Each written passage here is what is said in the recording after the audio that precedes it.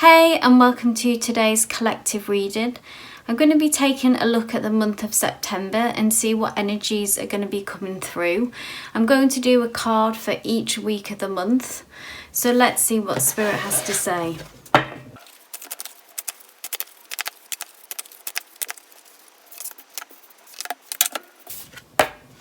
Okay, so first up for the first week in September, we have the Nine of Wands. And the Nine of Wands is all about taking a stand.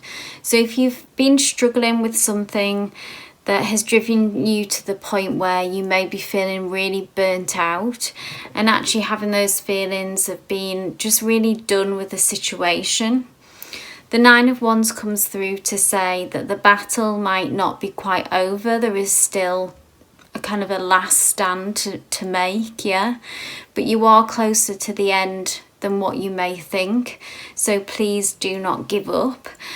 The 9 obviously comes right before the 10 of Wands, and when we get to the 10, which is where you're nearing, is that you're going to be able to put down this burden, put down this struggle, this load that you've been carrying probably for some time now, yeah.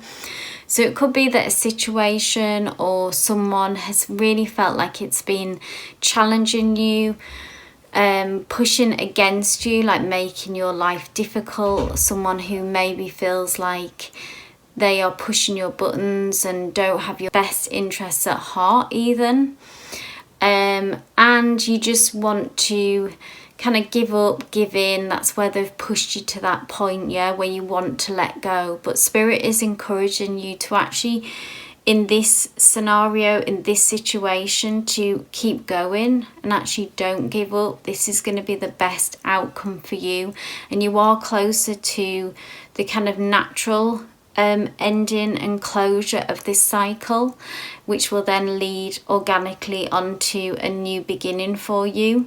So yeah, keep pushing, hold on, and you will be able to put down this burden soon. But at the minute, just keep fighting and keep pushing on and stand your ground. Yeah, hold your boundary as well. I feel like when we say don't give up or give in, it's about holding a boundary for yourself, and that feels really important. So week 2, we have the King of Cups. This is about reaching a new place of being of finding some more emotional peace. So it feels like the energy eases in this week. That tension that you felt at the beginning has lessened, definitely, and it's more like that you're on top of the situation, you're on top of your emotions. Yeah, the King of Cups is someone who is able to feel their feelings but is not overwhelmed by their emotions. So at times, you know, it can feel, and it can actually really be the case, that our emotions are driving us and we just become reactionary, yeah, to situations around us, and it can be a real roller coaster then when we're just being driven and ruled by our emotions. That's the word that I'm looking for. And the King of Cups is the opposite of that, really. It's someone who can control the emotions but isn't repressed. So the return of a sense of flow as well, just being with this cups, this is ruled by the element of water. So that sense of going with the flow, a sense of ease returns to the situation, and I feel like that you will feel back in control and on top of a situation. The third week, we have the beautiful Ace of Cups. So this is this new start or new beginning. Maybe already that you've been able to put that burden down. Certainly that it's eased and it's lessened. So it's a continuation of this Cups energy of finding more emotional fulfillment. It's about experiencing new emotions as well. So this feels like quite a breakthrough energy. So if it's in a love connection, say, that could begin to blossom, or if you're in an existing connection, you may be feeling very in love with your partner in this week, Or it could be that, like with a passion project, or if you're more work focused at the moment, that something very close to your heart that emotionally fills your cup this begins to go well for you. Yeah, it begins to, your focus is here this week. And also, just with it being an ace, it's about new things happening, so new opportunities, new offerings, new experiences coming towards you that are connected to heartfelt matters. So this is going to be an emotionally fulfilling week. And then let's see how we end the month with a major arcana, the Justice card. So this is quite a powerful end to the month.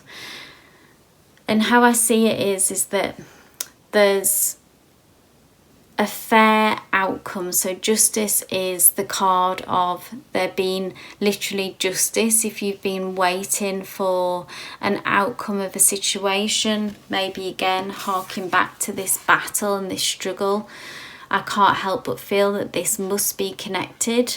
So we're bookended here at the beginning of the month. We have you're embroiled in this struggle and battle, but we end the month in a better place, in a fair outcome for you, winning this battle essentially.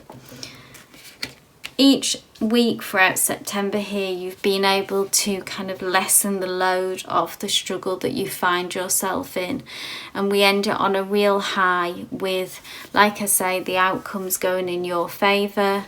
We see this bat figure here who is stood in front of the moon, who is connected to a spirit. So if you have that connection to your higher self, that belief in spirit, it's almost like that feeling is really strong in you and renewed. You feel connected, that there is a God, that there is justice. Things have turned in your favour. We see the scales here are once again balanced. Yeah, so if things were out of whack, something through these scales of justice out of balance, and by the end of September we can see that they are back in alignment. And this is going to bring you a lot of peace, I think, something that you've been struggling with for some time. And by the end of September you're going to be feeling a lot better about the situation and a lot better about yourself, because it's felt very unfair at times and unjust.